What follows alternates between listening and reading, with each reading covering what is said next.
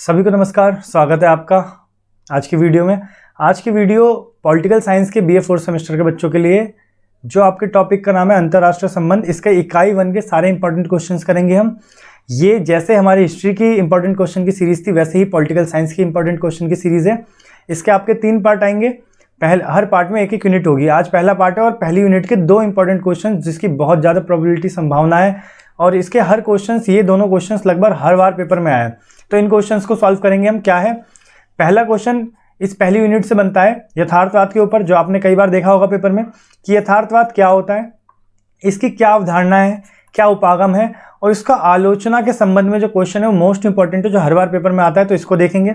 इसके बाद अंतर्राष्ट्रीय संबंधों में नारीवाद की भावना, नारीवाद क्या है, इसकी क्या विशेषताएं हैं, और जे.एन. टिकनर जो मोस्ट इंपॉर्टेंट विचारक थी, इनके बारे में समझेंगे। इन्होंने क्या बताया नारीवाद के ऊपर, बेसिकली इन्होंने अंतर्राष्ट्रीय संबंध के बारे में बताया। तो ये सारे टॉपिक समझेंगे, एक एक करके जानते हैं। सबसे पहला क्वेश्चन है अपना अंतर्राष्ट्रीय संबंध में यथार्थवाद। वैसे यथार्थवाद के संबंध में हमने ये चैप्टर कंप्लीट कराया है, इसका लिंक भी डिस्क्रिप्शन में दे दे रहा हूँ नीचे। जिसको एक्सप्लेन से पढ़ना है, डीपली समझना है यथार्थवाद क्या है, इसके आगम उपागम प्रकार, वो सारे आप डिस्क्रिप्शन में लिंक है, उससे देख सकते हैं। पार्ट 1 पार्ट 2 इसमें हम क्वेश्चन आंसर के तरीके से समझेंगे, क्या क्या इसका आंसर लिख सकते हैं हम, किस किस वे में लिखेंगे, क्या प्रेजेंटेशन होगी। तो अंतर्राष्ट्रीय संबंध में यथार्थवाद, उसके उपागम और उसकी आलोचना। तो सबसे पहले इस क्वेश्चन में जो बोला जा रहा है, अंतर्राष्ट्रीय संबंध समझाना पड़ेगा आपको कि अंतर्राष्ट्रीय संबंधों में यथार्थवाद। तो विचारधारा तो बाद में बताओ, पहले बताओ अंतर्राष्ट्रीय संबंध होता क्या है। तो अंतर्राष्ट्रीय संबंध के बारे में आप जानते हो, एक ऐसी स्थिति जब एक राष्ट्र,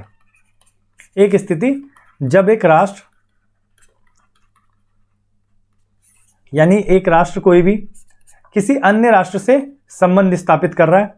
वो संबंध कैसा भी हो सकता है, आर्थिक, राजनीतिक संबंध भी हो सकता है। इस स्थिति को अंतर्राष्ट्रीय संबंध कहते हैं। और इसके अलावा एक स्थिति ऐसी होती थी कि एक देश कई सारे देशों के किसी एक संगठन से संबंध स्थापित करता है, जिसमें अपने आप अंतर्राष्ट्रीय संबंधों की स्थापना हो जाती है।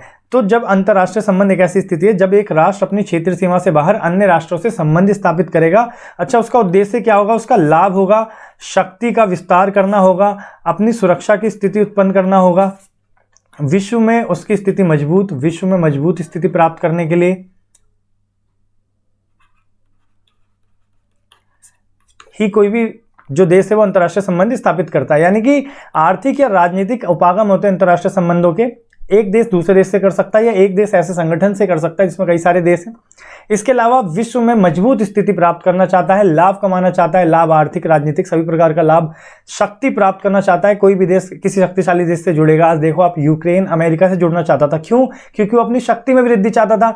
वो बात अलग है, उसकी जितनी शक्ति थी उसको भी विनाश कर दिया गया रूस द्वारा, लेकिन वो चाहता तो शक्ति में वृद्धि था। और यही तो यथार्थवाद बताता है कि आप शक्ति की होड़ में आगे बढ़ते हो और फिर आप संघर्ष और युद्धों का जन्म देते हो। तो इसमें आप बेस्ट एग्जाम्पल समझ गए आप, यूक्रेन और रूस का वॉर, जो यथार्थवाद विचारधारा पर आधारित है। और इसका निष्कर्ष भी आपको क्या मिला, संघर्ष और विवाद। तो अंतर्राष्ट्रीय संबंध आप समझ गए, एक ऐसी स्थिति जब अपना देश अपनी क्षेत्रीय सीमा से बाहर अन्य देशों से संबंध बनाए, विश्व स्तर पर विभिन्न राष्ट्रों से संबंध बनाए, लाभ प्राप्त करने के लिए, मजबूती प्राप्त करने के लिए, शक्ति व सुरक्षा प्राप्त करने के लिए। इसके बाद आप समझेंगे यथार्थवाद। तो यथार्थवाद के पक्ष में आप समझे, यथार्थवाद एक विचारधारा है जो आधुनिक विचारधारा है। अब ये मानववाद और प्रकृतिवाद पे विश्वास करती है,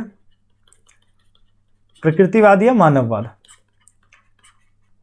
यानी कि इसका मानना है जो मानव का नेचर है, मानव की प्रकृति है, मानव उसके अकॉर्डिंग व्यवहार करता है। और मानव की प्रकृति है शक्ति के लिए आगे बढ़ना, विकास के लिए आगे बढ़ना, और इसी क्रम में वो संबंधों को स्थापित करता है।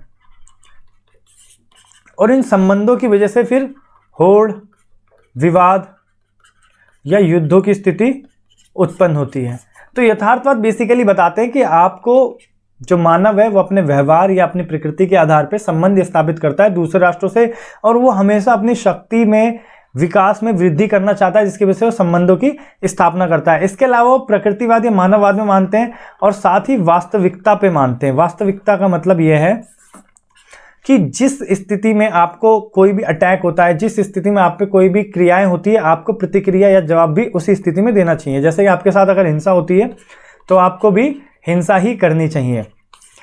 तभी आप अपनी स्थिति मजबूत बना पाएंगे, तभी विश्व में आपको इज्जत मिल पाएगी, विश्व में आपकी स्थिति को केंद्र में रखा जा सकता है। वरना फिर आप पे एक राष्ट्र हमला करता है और आप उसका हमला सह लेते हैं, तो ऐसी स्थिति में दूसरा राष्ट्र भी हमला कर देते हैं। तो यथार्थवाद कहता है आपको जवाब देना चाहिए। इसी वजह से आपको शक्ति में भी वृद्धि करनी चाहिए और दूसरे देशों से संबंधों को भी स्थापित करना चाहिए। तो देखिए आप इसका मेन मुद्दा, मैंने यहाँ पे मेन बिंदु लिखा भी है, शक्ति और सुरक्षा। जो इसका मूल आधार है वो है शक्ति और सुरक्षा। ये शक्ति क्यों बढ़ा रहा है अपनी? इसको शक्ति बढ़ाने के कई सारे कारण है। जैसे इसको शक्ति चाहिए, पहले तो इसका व्यवहार, इसकी प्रकृति ऐसी है। उसके अलावा शक्ति बढ़ेगी तो विकास होगा, अवसर मिलेंगे, लाभ मिलेगा, और इन सब के बाद आपको सुरक्षा भी प्राप्त होगी। सुरक्षा कैसे? कोई भी राष्ट्र आप पे हमला नहीं करेगा। जैसे आपके कई सारे मित्र हैं या फिर आप पे बहुत सारे हथियार हैं, तो ऐसी स्थिति में आप पे कोई हमला नहीं करेगा। एग्जाम्पल के लिए अमेरिका को ले लो। अमेरिका का संगठन है नाटो, 30 देश हैं आज उसमें, कोई अमेरिका पे हमला नहीं करता। इसके अलावा विश्व में लगभग सबसे ज्यादा परमाणु हथियार है, तब भी किसी की हिम्मत नहीं होती हमला करने की। तो यथार्थवाद बताता है आप अपने आप को मजबूत करो, अपनी शक्ति बढ़ाओ, तो ऐसी स्थिति में आप विश्व में एक मजबूत देश बनकर उभरोगे और किसी की हिम्मत नहीं होगी कि आप पे हमला करे। इसके बाद मॉर्गेंथ्यू यथार्थवाद के बारे में क्या बताते हैं? क्योंकि आप यथार्थवाद बता दोगे लेकिन आप विचारक की परिभाषा नहीं बताते, तो आपको नंबर उतने अच्छे तरीके से नहीं मिलते। तो आप मॉर्गेंथ्यू के बारे में बताएंगे। मॉर्गेंथ्यू एक बहुत बड़े विचारक थे जिन्होंने यथार्थवाद के बारे में विचारधारा दी, और सर्वप्रथम इन्होंने ही एक विचारधारा दी जो पूरे तरीके से सुनिश्चित विचारधारा थी। जैसे इससे पहले भी कई सारी विचारधाराएं दी, लेकिन प्रमाणिक विचारधारा नहीं थी कि क्या वास्तविकता है, लेकिन उन्होंने सुनिश्चित और प्रमाणिक विचारधारा दी, और इस विचारधारा को इन्होंने अपनी पुस्तक पॉलिटिक्स अमंग द नेशन में वर्णन भी किया। इन्होंने क्या बताया कि जो मानव प्रकृति है वो पूर्णतः शक्ति के लिए ललायित होती है। शक्ति के लिए ललायित मतलब उसके कोई भी कार्य, कोई भी नीति या कोई भी संबंध, यानी जो मानव है अपने क्रम में, आप राष्ट्रों के स्तर पे छोड़ो, आप अपना पर्सनली देख सकते हो। आप भी कोई काम करते हो, किसी से संबंध बनाते हो, किसी से जुड़ते हो, तो डायरेक्ट इनडायरेक्ट कोई ना कोई लाभ का उद्देश्य आपका होता ही है। तो इसी संबंध में मॉर्गेंथ्यू एक और बात बताते हैं कि वर्तमान उद्देश्य राष्ट्रों का कुछ भी हो सकता है। जैसे आप ही ले लो, आप किसी भी तरीके से मिल सकते हो, ठीक है, किसी से दोस्ती किसी भी तरीके से कर सकते हो। तो वर्तमान उद्देश्य उसका कोई भी हो सकता है, कुछ भी हो सकता है, कंफर्म नहीं है, लेकिन उसका अंतिम उद्देश्य या भविष्यगामी उद्देश्य, यानी उसको भविष्य में क्या चाहिए, तो उसको भविष्य में एक ही चीज चाहिए, शक्ति। यानी आप समझ पा रहे होंगे यथार्थवाद मेन विचारधारा शक्ति पर आधारित है। मॉर्गेंथ्यू भी बताते हैं कि एक राष्ट्र दूसरे राष्ट्र से संबंध बनाता है, वो संबंध कई बार क्या होता है, संधियों में हो जाता है, वो संबंध कई बार क्या होता है, संगठन बनाते वक्त हो जाता है, लेकिन कुछ भी कार्य हो रहा है उसका अंततः निष्कर्ष ये निकलना है कि उसको शक्ति में वृद्धि करनी है। तो यथार्थवाद की पूरे तरीके से परिभाषा समझ गए आप, अंतरराष्ट्रीय संबंध बता देंगे, उसके बाद यथार्थवाद क्या है बता देंगे, फिर मॉर्गेंथ्यू की इस पे विचारधारा बता देंगे। अब इस क्वेश्चन में यथार्थवाद के बाद पूछ सकता है उसके उपागम बताएं या उसके 3 तरह के प्रकार बताएं, 3 विचारधाराएं बताएं। सॉरी ये सिद्धांत है, विचारधाराएं शायद इसके बाद है। हाँ ठीक है, तो सिद्धांत बताएं। कुछ 2 तरीके से क्वेश्चन आ सकते हैं, यथार्थवाद क्या है और उसके सिद्धांत बताएं, यथार्थवाद क्या है उसके उपागम बताएं। तो सिद्धांत के क्रम में हम देखते हैं 3 सिद्धांत है उसके, इसे SSS पॉलिसी भी कहते हैं, ये SSS थ्योरी भी कहते हैं, जिसमें एक एस बताता है स्टैटिज्म यानी राज्यवाद। यथार्थवाद कभी भी राज्यवाद मतलब राज्य का पक्ष और राज्य का हित, जैसे व्यक्तिवाद होता है। व्यक्तिवाद क्या होता है कि अपना लाभ देखता है, सिर्फ अपने निजी हित में देखता है, जिसे आप कभी कभी मतलबी कहते हो। तो ये भी बताता है राज्य एक मतलबी इकाई है, यानी कि राज्य सिर्फ अपना पक्ष, अपना हित देखेगा, वो कोई भी क्रिया करेगा और उसमें अपना लाभ निकालने की कोशिश करेगा, वो संबंध स्थापित करेगा और उससे भी अपना लाभ प्राप्त करने की कोशिश करेगा कि उसके राष्ट्र का विकास हो। इसे कहते हैं राज्यवादी, यानी अपने राज्य के पक्ष में कोई भी कदम उठाना जिससे सिर्फ राज्य को हित हो। इसके बाद उत्तरजीविका, यानी यथार्थवाद उत्तरजीविका, सर्वाइवल पे ध्यान देते हैं। सर्वाइवल मतलब अपनी जो नीड्स है यानी ज़रूरत है, उन मुद्दों पे ध्यान देते हैं, चाहे वो आर्थिक हो, जैसे रोजगार की हो सकती है, चाहे वो राजनीतिक हो, और राजनीतिक में क्या जरूरत होती है, शक्ति की हो सकती है, चाहे वो संसाधनों के विकास के संबंध में हो।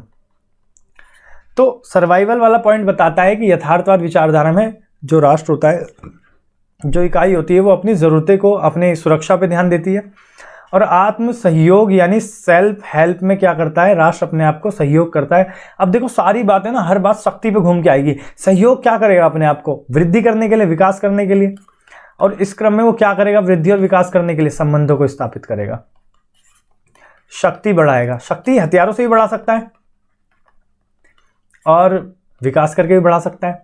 तो वो किसी भी तरीके से तीनों पॉलिसी यही बताती है यथार्थवाद के आधार पे कि वो अपनी शक्ति बढ़ाएगा। शक्ति बढ़ाएगा कैसे? राज्यवाद की वजह से। राज्यवाद क्या है? अपने राष्ट्र को बढ़ाना है, उसे सर्वाइवल यानी सर्वाइव करना है, तो भी सिर्फ अपने राष्ट्र पे ध्यान देगा, अपने राष्ट्र के मुद्दों पे, अपने राष्ट्र की जरूरतों पे, अपने राष्ट्र की आवश्यकताओं पे ध्यान देगा। इसके बाद सेल्फ हेल्प, वो कोई भी कदम उठाएगा तो सिर्फ अपनी ही हेल्प के लिए उठाएगा।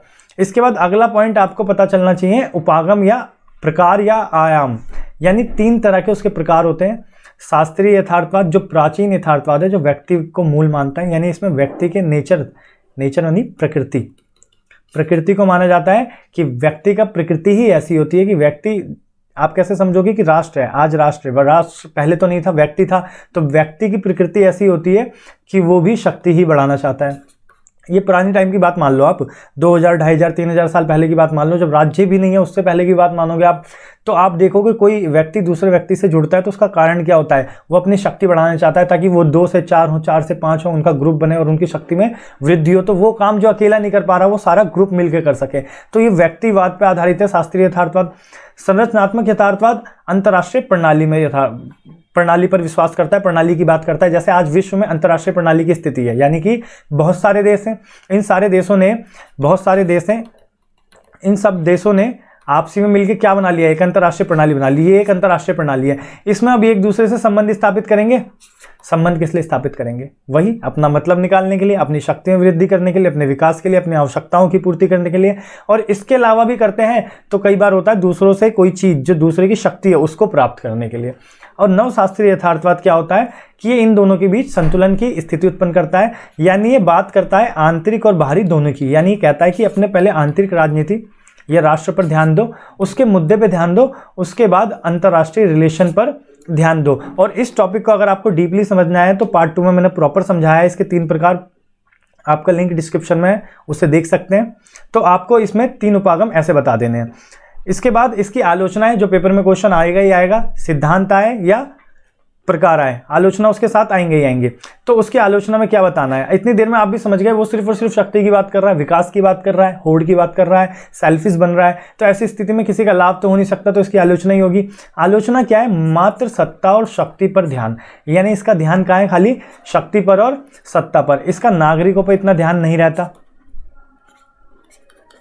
ठीक है। जिस देश से संबंध है, यानी संबंध वाला जो राष्ट्र है, उसके हित पर भी इसका ध्यान नहीं रहता। उसे मतलब ही नहीं है दूसरे देश का हित हो या ना हो, उसका ध्यान खाली शक्ति में वृद्धि होता है। शक्ति में वृद्धि करने के लिए वो क्या बनाएगा? हथियार बनाएगा। इसके अलावा इसकी वजह से उसके संसाधन समाप्त हो जाएंगे। इसके अलावा उसके विवाद की स्थिति उत्पन्न होगी, क्योंकि आपको पता है जो व्यक्ति जितना ज़्यादा शक्तिशाली होने की कोशिश करेगा उसके दुश्मन भी उतने ज़्यादा ही बनते रहते हैं। इसके बाद हमारा टॉपिक है आधुनिक समय में प्रतिकूल, यानी वर्तमान जो युग चल रहा है, वर्तमान समय चल रहा है, वर्तमान की जो स्थिति है उसमें यथार्थवाद पूरे तरीके से प्रतिकूल है, फेल हो जाएगा। कैसे भाई? आधुनिक समय में हमें ज़रूरत है शक्ति संतुलन की। अभी हमने सिलेबस वाली जो वीडियो करी थी पॉलिटिकल साइंस की, उसमें हमने समझाया था शक्ति संतुलन क्या होता है। एक ऐसी स्थिति जिसमें अपनी शक्ति को बहुत ज़्यादा बढ़ाना भी नहीं है, लेकिन बहुत ज़्यादा कम भी नहीं रखना जिसकी वजह से कोई हम पे हमला कर दे। क्योंकि अभी की स्थिति है शक्ति संतुलन, जिसमें अपनी शक्ति को संतुलन रखना है, जिससे हम सुरक्षा भी रख सकें और विश्व में शांति भी हो जाए।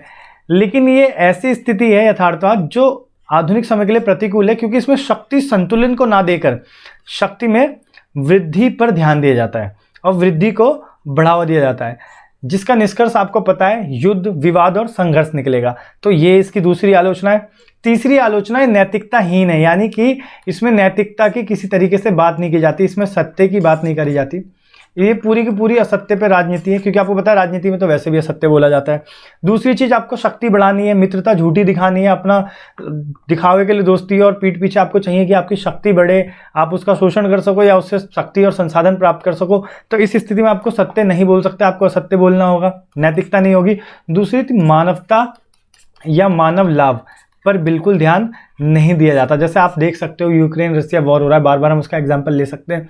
तो उसमें अगर मानवता और मानव लाभ पे ध्यान दिया जाता तो इस युद्ध में ह्यूमन जो इतना बड़े लेवल पे मानवता को मार रहे हैं, ठीक है, नर जनसंहार हो रहा है, मानव का जनसंहार हो रहा है, वो नहीं होता। तो नैतिकता नहीं है इसमें। इसके अलावा नैतिकता का मतलब होता है अहिंसा, लेकिन अहिंसा ना होकर इसमें होती है हिंसा। तो इस स्थिति में भी कह सकते हैं कि नैतिकताहीन है, इसमें किसी तरीके की नैतिकता नहीं होती, मानवता मानव लाभ पे ध्यान नहीं दिया जाता, सत्य की बात नहीं की जाती, असत्य पे रास्ता चलता है सारा, अहिंसा की तो कोई बात ही नहीं है, सब कुछ हिंसा पे है, तनाव रहता है हरदम, इसमें कभी भी युद्ध और संघर्ष की स्थिति उत्पन्न हो सकती है। अगला पॉइंट है शांति विरोधी नीति। इतनी देर में तो आप समझ गए, इसमें शांति की स्थिति, कहीं भी शांति की कोई गुंजाइश नहीं है। इसमें हथियार बनाए जाएंगे, इसमें संगठन बनाए जाएंगे, इसमें संधियां की जाएंगी, इसमें शक्ति प्रदर्शन किया जाएगा। तो इस स्थिति में शांति किसी भी कीमत पे स्थापित नहीं हो सकती, हरदम होगी अशांति। और तनाव भी तो फैला रहेगा हरदम। तनाव का मतलब आप समझिए, तनाव का मतलब ये नहीं होता कि एक दूसरे से डायरेक्ट लड़ाई कर रहे हैं, लेकिन तनाव का मतलब ये जरूर होता है कि गंभीर समस्या, गंभीर माहौल बना हुआ है, गहमा गहमी का माहौल बना हुआ है, जैसे शीत युद्ध था वैसे। इसके बाद युद्ध और संघर्ष। इतनी देर में सारी चीज़ों से एक ही निष्कर्ष निकल रहा है, युद्ध और संघर्ष। युद्ध संघर्ष किसके लिए? जीत हासिल करने के लिए, सत्ता हासिल करने के लिए, विश्व में अपना वर्चस्व स्थापित करने के लिए। जिसके लिए एग्जाम्पल आप ले सकते हो, शीत युद्ध हुआ था 1945 से 1991 तक। इसका कारण, मूल कारण क्या था? विश्व सत्ता, यानी विश्व में जो सत्ता है उस पर अपना नियंत्रण करना चाहता था। एक तरफ यूएसए और एक तरफ यूएसएसआर, दोनों ही यही चाहते थे अपनी सत्ता स्थापित करना। तो युद्ध हुआ, भले ही युद्ध शीत युद्ध के रूप में था, लेकिन युद्ध तो था। तो युद्ध होता है, अब युद्ध होगा तो संघर्ष तो होगा ही। संघर्ष जैसे कि विभिन्न राष्ट्रों में गुटबंदी हो जाती है कई राष्ट्रों में, फिर विचारक मतभेद हो जाते हैं, वैचारिक मतभेद। और इससे क्या होता है कि अंतर्राष्ट्रीय जो राजनीति होती है वो नकारात्मक रूप से प्रभावित होती है, क्योंकि अंतर्राष्ट्रीय स्तर पर राजनीति हो रही है, अंतर्राष्ट्रीय स्तर पर संबंध जुड़ रहे हैं। तो उसका मूल तत्व यह है कि विश्व में शांति हो, एक दूसरे से सहयोग प्राप्त हो, सहायता प्राप्त हो आपदाओं में। इसका मतलब ये नहीं कि एक दूसरे से जुड़ें और एक दूसरे से ज़्यादा शक्तिशाली बनने की कोशिश करें, एक दूसरे को देखें कि इसके पास ये है तो हमें और ज़्यादा पावर अपनी इंक्रीज करनी है। तो ऐसे में युद्ध और संघर्ष ही होगा। युद्ध क्यों करते हैं हम? क्योंकि हमें उससे जीत के अपने आप को दिखाना है कि हम उससे भी ऊपर हैं। जैसा कि शीत युद्ध में हुआ, जिसकी हमने बात करी 1945 से 91 तक, जिसमें डायरेक्ट भी लड़ाई नहीं कर रहे, लेकिन क्यों हो रहा है प्रत्यक्ष रूप से जो युद्ध हो रहा है, हथियारों की होड़ हो रही है? उसका कारण यही तो है कि विश्व में अपनी वर्चस्वता, जय, सत्ता, इस चीज को शो करना है। और फिर गुटबंदी भी करी। गुटबंदी का मतलब ग्रुपों में बढ़ जाना। शीत युद्ध के दौरान भी ऐसा हुआ। फिर वैचारिक मतभेद आ जाते हैं, यानी हर कोई चाहता है कि हमारे विचारों को माना जाए, अगला वाला अपने विचारों को मनवाना चाहता है, और इस विचारों के बीच मतभेद होते हैं। और मतभेद मतलब संघर्ष, और संघर्ष के बाद संघर्ष किस रूप में बदल जाता है? युद्ध के रूप में। तो ये आपका यथार्थवाद वाला क्वेश्चन कंप्लीट होता है। यथार्थवाद का क्वेश्चन आएगा, आप इजीली अटेम्प्ट कर सकते हैं कि अंतर्राष्ट्रीय संबंध में यथार्थवाद क्या होता है। तो पहले अंतर्राष्ट्रीय संबंध बताइए, यथार्थवाद की परिभाषा बताइए, विचारक मॉर्गेंथ्यू के विचार बताइए, इसके सिद्धांत बताइए, 3S की जो सिद्धांत थ्योरी है। इसके बाद इसके उपागम, शास्त्रीय, संरचनात्मक और नवशास्त्रीय। इसके बाद इसकी आलोचना जो मोस्ट इंपॉर्टेंट है, सत्ता और शक्ति को बढ़ावा देता है, आधुनिकता के लिए बिल्कुल प्रतिकूल नहीं है, नैतिकता विहीन है, शांति विरोधी नीति है, और युद्ध व संघर्ष को हरदम जन्म देता रहता है। इसके बाद अगला जो यूनिट, इसी यूनिट का अगला जो क्वेश्चन है वो है नारीवाद के ऊपर, कि नारीवाद क्या है और नारीवाद के ऊपर जैन टिकनर के क्या विचारधारा है। तो इसे देखते हैं। नारीवाद से हमारा अभिप्राय एक ऐसी विचारधारा से है जिसके अंतर्गत बताया गया है कि किस तरीके से प्राचीन काल से नारियों को शोषित स्थिति का सामना करना पड़ा है, समस्याओं का सामना करना पड़ा है। लेकिन वर्तमान में 1980 के दशक के बाद, जब शीत युद्ध का दौर था, तो कई विद्वानों द्वारा एक विशेष विचारधारा को उजागर किया गया, जिसमें नारी के विकास की बात करी गई, अधिकार की बात करी गई, जिसे नारीवाद कहा गया। अब इस नारीवाद को आपको अंतर्राष्ट्रीय संबंधों के पक्ष में पढ़ना है, मतलब अंतर्राष्ट्रीय संबंध में नारीवाद। तो आपको जानना है कि अंतर्राष्ट्रीय संबंध यानी IR, इंटरनेशनल रिलेशन जो होता है, उसके निर्धारण में जो केंद्र होता है वो पुरुष होता है। इसमें महिला की कोई भी भूमिका नहीं होती है। पुरुष युद्ध के संबंध में और संबंधों के निर्धारण के संबंध में सारे निर्णय लेते हैं। तो नारीवाद आप समझ गए, एक ऐसी विचारधारा इसमें प्राचीन काल से समस्याओं का सामना कर रही नारी के बारे में एक विचारधारा लाई गई, जिसमें उनके अधिकारों के, उनके विकास के, उनकी सामाजिक स्थिति, आर्थिक स्थिति में सुधार की बात करी गई विद्वानों द्वारा। और अंतर्राष्ट्रीय स्थिति के संबंधों की स्थिति में देखा गया कि जो केंद्र है वो पुरुष हो, सारे निर्णय, सारे निर्धारण पुरुष करता है, तो महिलाओं को आगे लाना चाहिए। तो इस बारे में बताया गया है। और इसके पक्ष में एक प्रमुख विचारधारा दी है विचारक ने, हमारी जे.एन. टिकनर ने। इन्होंने बताया है अपनी पुस्तक में gender world politics, issue and approach in post cold war era. मतलब आपको पता है कोल्ड वॉर जब खत्म हो रहा था, शीत युद्ध के अंत में, मैंने बताया शीत युद्ध के अंत तक ये विचारधारा उभरी। और इस विचारधारा में जो जे.एन. टिकनर है ये बताती हैं अंतर्राष्ट्रीय संबंधों के बारे में। अंतर्राष्ट्रीय संबंध, क्योंकि शीत युद्ध भी एक अंतर्राष्ट्रीय संबंध का हिस्सा है, क्योंकि वो युद्ध हो रहा था तो कई सारे राष्ट्रों में और था, तो अंतर्राष्ट्रीय संबंध वाली बात हुई। तो इसमें इन्होंने बताया कि इसका सारा नियंत्रण पुरुषों के हाथ में होता है और एक लंबे समय से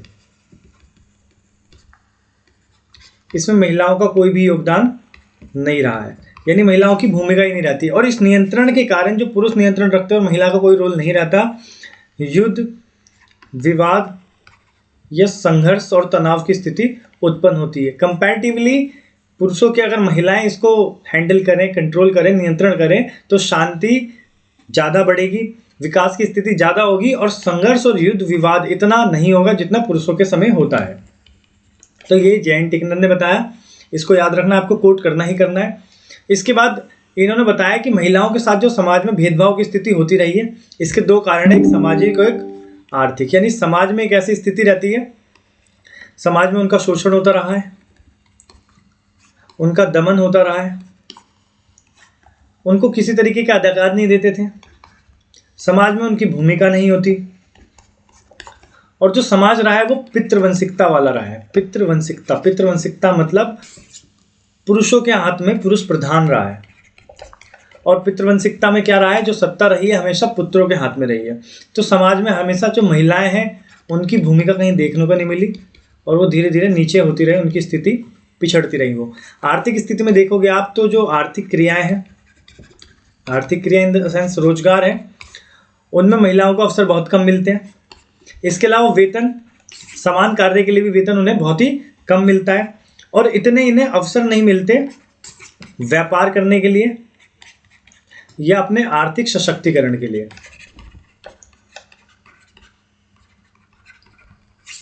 साथ ही इन्हें ना परिवार से ना समाज से सहयोग मिलता है कि वो आर्थिक गतिविधियों को आगे आगे करें समाज में जिस तरीके से पुरुष करते हैं। तो इन वजहों से इनका शोषण होता है और भेदभाव होता है, तभी नारीवाद की जरूरत पड़ी। इसके बाद आप जानोगे जे.एन. टिकनर ने सेक्स और जेंडर इन दोनों में ही अंतर बताया है। ये क्या होता है आपका, प्राकृतिक होता है और स्थायी होता है। प्राकृतिक स्थायी यानी कि बायोलॉजिकल, आप टर्म में देखोगे तो जो सेक्स होता है वो मानव के बॉडी के आधार पे होता है, प्राकृतिक रूप से होता है, स्थायी होता है, लंबे समय तक, लंबे समय के अंततः एक ही निर्धारण होता है, उसी के आधार पे रहता है। जबकि जेंडर जो होता है एक सामाजिक बात हुई, सामाजिक बात कही जाती है और ये अस्थायी है। जेंडर एक तरह का मूल विचारधारा या तत्व है जो कभी भी बदला जा सकता है। जैसे हम कहते हैं इसमें जेंडर में पुरुष जो होता है वो सत्तारूढ़ होता है, यानी उसके पास में सत्ता होती है, और जो महिला होती है वो कोमल होती है। कोमल इन द सेंस कि वो बहुत ही कह सकते हैं नाजुक होती है, उसके हाथ में ज़्यादा शक्ति नहीं होती, जो प्रेम भावना से चलती है उसे महिला कहा गया है। और जो पुरुष बताया गया है वो सत्तारूढ़ होता है, शक्ति निर्धारित करता है, शक्ति उसके हाथ में होती है। तो सामाजिक में जेंडर होता है और बायोलॉजिकल प्राकृतिक के आधार पर सेक्स माना जाता है। तो इन दोनों को अलग अलग बताया जे.एन. टिकनर ने। इसके बाद जे.एन. टिकनर के सिद्धांत है कि नारीवाद को लेकर क्या सिद्धांत है, अलग अलग पॉइंट्स क्या क्या है, देखते हैं ये। इसके पहले सिद्धांत में बताया गया है कि पुरुषवादी नजरिया, यानी समाज जो है उसमें सदैव जो नजरिया रहता है वो पुरुषवादी नजरिया रहता है, यानी पुरुष प्रधान रहता है, सारे निर्णय उसके पक्ष में होते हैं, उसके आधार पे होते हैं। तो टिकनर कहती है कि समाज में जो आधार है वो मात्र पुरुष ना होके महिलाएं भी होनी चाहिए, और उनके हित में भी पक्ष में निर्णय लेने चाहिए। इसके बाद बहुआयामी राष्ट्रहित, यानी राष्ट्र का जो हित होता है वो बहुआयामी होने चाहिए। बहुआयामी मतलब जिसमें सभी वर्ग, जाति, समुदाय या धर्म के लोग होने चाहिए। और खासकर इसमें महिलाओं पे जोर देते हुए कहा गया है कि समाज का जब एक वर्ग, पूरा वर्ग कैसा, जो आधे से ज़्यादा या फिर आधा लगभग होता है, अगर वो हिस्सेदारी नहीं होगी उसकी और उसका विकास नहीं होगा तो विकास जो है समाज का वो असंभव है। इसके बाद दूसरी बात बताती है अधिकार व नियंत्रण। फिर उनका मानना है कि जो अधिकार और नियंत्रण होते हैं अधिकतर वो पुरुषों के हाथ में होते हैं, चाहे समाज में हो, चाहे घरों में हो, चाहे परिवार में हो, नियंत्रण पुरुषों के हाथ में होता है।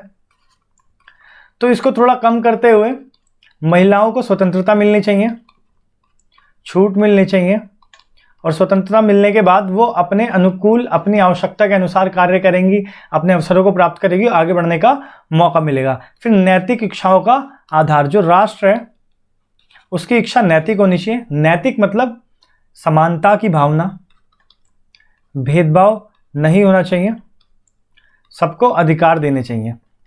और ये बात हो रही है महिलाओं के पक्ष में। ये सिद्धांत सारे महिलाओं के पक्ष में ही होंगे, क्योंकि नारीवाद के हैं तो वो चाहेंगे हर सिद्धांत के आधार पर नारीवाद का, महिलाओं का विकास हो। फिर राजनीतिक स्वायत्तता को बताते हैं पुरुष सत्ता। पुरुष सत्ता यानी राजनीतिक जो स्वायत्तता होती है वो पुरुष सत्ता होती है, और इसकी ये आलोचना करते हुए बताती हैं कि महिलाओं को भी इसमें भागीदारी प्राप्त होनी चाहिए और महिलाएं इसमें ज़्यादा सफल मिलेंगी अगर ऐसा वो रोल निभाएंगी और उनको भूमिका प्राप्त करने का अवसर मिलेगा। तो ये सारे पॉइंट्स आपके खत्म हो गए। ये एक यूनिट से आपके 2 क्वेश्चन थे बहुत इंपॉर्टेंट, और ये दोनों क्वेश्चन ही जिस डायमेंशन से आ सकते थे, जैसे भी आ सकते थे मैंने करा दिए। और इसके बाद अब हम देखेंगे पार्ट 2 अपना, जिसमें यूनिट 2 होगा, और जितने भी यूनिट 2 के क्वेश्चन होंगे इंपॉर्टेंट वो सारे करेंगे। वीडियो को लाइक करें और ज़्यादा से ज़्यादा शेयर करें, और इस वीडियो की जो PDF है आपके डिस्क्रिप्शन में मिल जाएगी, टेलीग्राम का लिंक, उसमें से चेक कर लीजिए, और पुराने पार्ट्स देखने तो उसका भी लिंक डिस्क्रिप्शन में है। मिलते हैं अगले पार्ट में। नमस्कार।